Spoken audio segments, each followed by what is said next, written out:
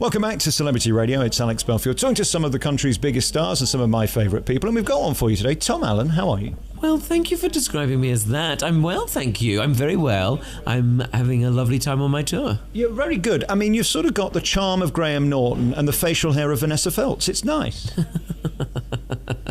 I couldn't possibly comment. But thank you. Thank you. What a lovely show. I've just sat through nearly 2 hours of you doing what you do. And it's hard to explain without seeing any comedian live. But you've got incredible warmth. I mean, people love you the second you walk out. And you can't buy that. Oh, well... I'm very flattered you think that. Oh, thank you. I mean, essentially, I'm just very lonely and desperate to have any kind of human interaction. So I'm glad you 2 hours of people a day. Yeah. I'm glad it manifests in something. I do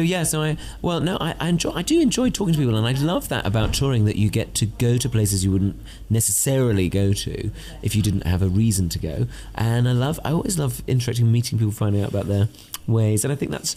Comedy, I think, is about bringing people together. It sounds a bit cheesy, perhaps, but it is about, like, you know, we're all together in the room having a fun time. That's what it's all about. It doesn't matter if there's lots of people or there's, like, if it's a small gig in some room above a pub. You know, it's always, comedy is about just all coming together, having a laugh. I feel your pain as well. I mean, the show basically is about you being an outcast. I mean, you're gay and I'm ginger. It's the same thing, really. It's basically the same, you know. It's basically the same. Couldn't be more depressing. Which is worse, do you think, on a scale of 1 to 10?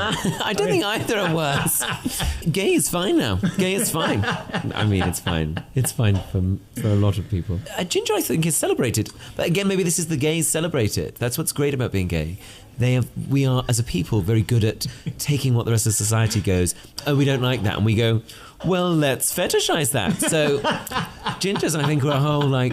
thing that people like. You know what they say, a rusty roof equals a damp basement, and people like that. I've never heard that before, but okay, yeah. It's my profile name on several websites. On Grindr.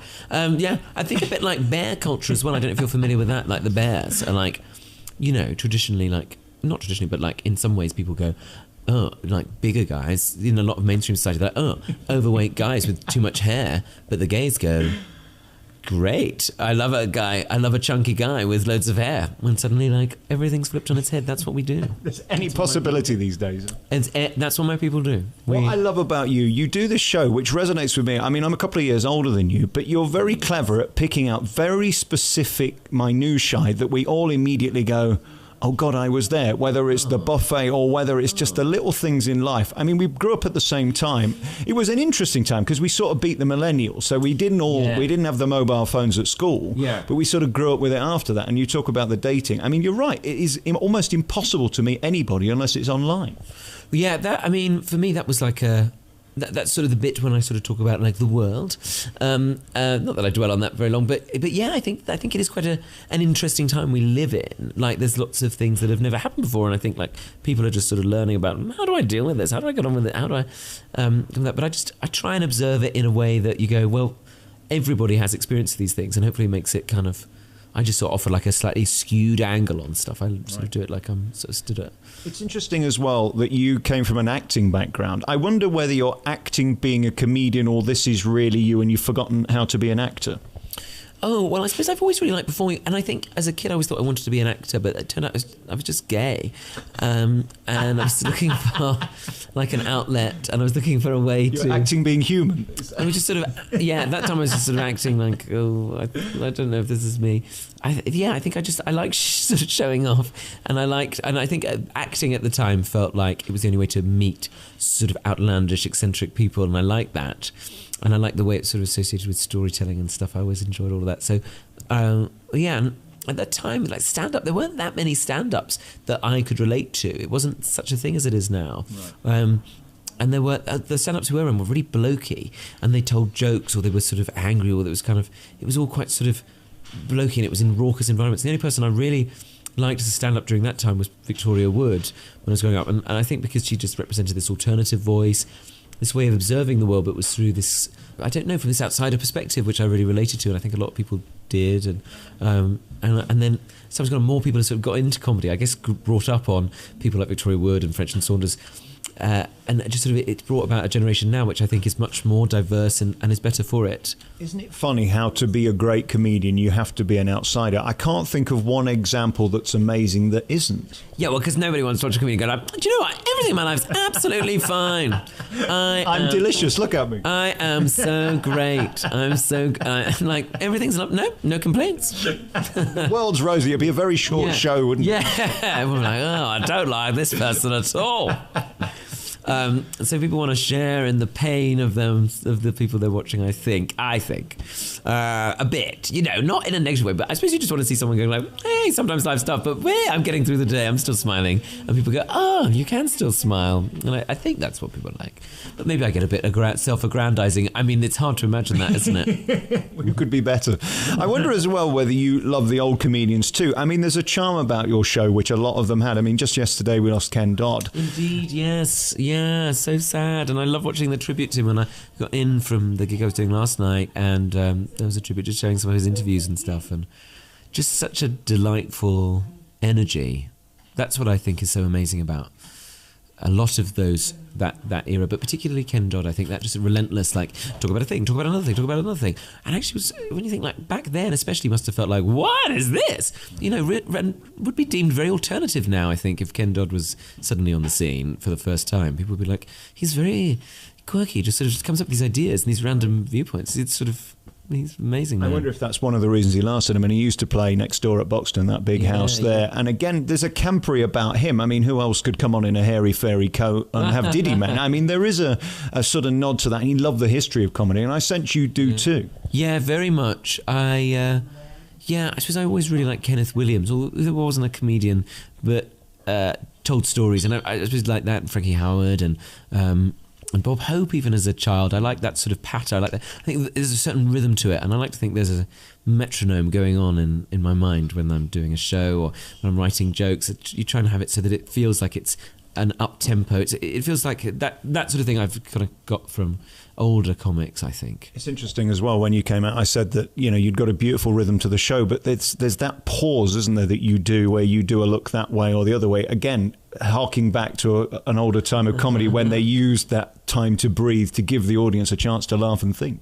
Yes, I suppose it is a little bit old-fashioned like that, or a bit, not old-fashioned, hopefully, but a bit inspired by that era, yeah. I think because I always enjoy things like euphemisms and double entendres and just sort of actually having those moments when people think, because I think it just allows people to play it out in their head, or they do a bit of work themselves, and they like that. You do like an innuendo, let's admit it. I do. I love a big one. If there are any innuendos in the interview, I will have to whip them out because the producers won't like I'm sure I've got one in me somewhere. Is it fun being you? I mean, life on the road is tough. I mean, today I know you've had somewhat of a tortuous day. You turn up to pick up the car and they hand you a HGV. It's not easy, is it? It's never happened before, but I hire cars for the tour. And I like because I've recently passed my driving test, so I'm really enjoying driving myself, and I kind of find it quite therapeutic at times, although stressful. But today I turned up and they'd run out of cars, so they were like, well, we've got a van. So I had to drive her in a van from London. Firstly, it took 5 hours, the drive. Secondly, what am I doing in a van? It doesn't, I first don't understand roundabouts, for one thing. What am I doing in a van with no back windows? Going on the motor? I mean, it's very stressful if you've been in the car, indeed the van with me. How do you see out the rear if you haven't got a mirror? Talking of innuendos, you use the wing mirrors. Is that how you did it? Yes, sir. Yes. There's that blind spot as well. You've got to be careful when you pull over. I was very anxious about this on the motorway earlier. I pulled because I'm always very timid about moving lanes. Some drivers very blasé about it turns out, I found. Today I moved across, but I thought, oh my God, and then I was like, where did that car come from? There was a car. I'm nearly just totally, oh my God, it doesn't bear thinking about. But yeah. What I love the most about your show was your turn of phrase. I mean, you have a beautiful vocabulary that you use brilliantly. Did you always have that? For me, it's just another thing to enjoy, I suppose, as part of our human experience, really. I suppose that we have all these words, we have all these ways of using language, and I find it really exciting, and I find it really exciting the way that slang emerges, for example, or the way that different forms of speaking come together, and actually we can all understand each other. Often it's the way we read so much in people's faces or the tone or whatever. But I like language, and I think when I was at school I always felt a bit embarrassed, and I talk about it in the show of like feeling like, oh no, I'm nothing, oh no, I just want to blend in. And then actually as you get older you go, no, why should I be like using just like the boring same words that everyone else uses? Actually you can sometimes use other ones. It's a rich language we have. We should enjoy it. It's fun, isn't it? And then selling out venues must be great. I mean, beginning in the business, sort of doing pubs, as you said, can be tough, and paying them to do it. And then suddenly finding that you're making a profit and selling out theatres must be great. You're at that sort of place at the moment where you're about to be one of the big ones. You're doing the sort of 8 out of 10 cats and all of that. I can feel that something big is going to happen. Oh, well, that is very, very kind of you to say. I've really enjoyed. I've been doing stand-up for about 13 and a half years. 13 years? No, about 13 years now. And I feel like I've learnt a lot from it, and I've done gigs in as many different in as many different environments as I could. And so it's lovely to be doing it, and to be doing it to bigger crowds, and I do feel very humbled and grateful. If this that sounds very like I'm on some sort of Instagram post, #blessed, that people want to come and see it and that hopefully enjoy it. So yeah, I mean, it does. You do always sound a bit. I always feel a bit embarrassed being sincere, but I do feel very grateful, and it's lovely to, like I say, to turn up in some random place like Buxton. Someone said to me once, just enjoy everything in the moment. You know, sometimes things will go great, and then sometimes they'll be harder, but everything is only like life. We're only here for a little while. I think that's the point of comedy, is that we enjoy. You just have a moment together laughing. And you're on the road forever. It seems you're doing 750,000 gigs this tour. It's incredibly long, but I notice you put those moments in where you can play with the audience, so literally every show is absolutely different. It could never be the same twice. Yeah, well, I like that because it keeps me on my toes, and hopefully it makes it special for them. I like it to feel like, oh, this is just happening just now. Something's rumbling under us. That's my pipe organ that's just started up. I mean, does it come from underground? Yeah.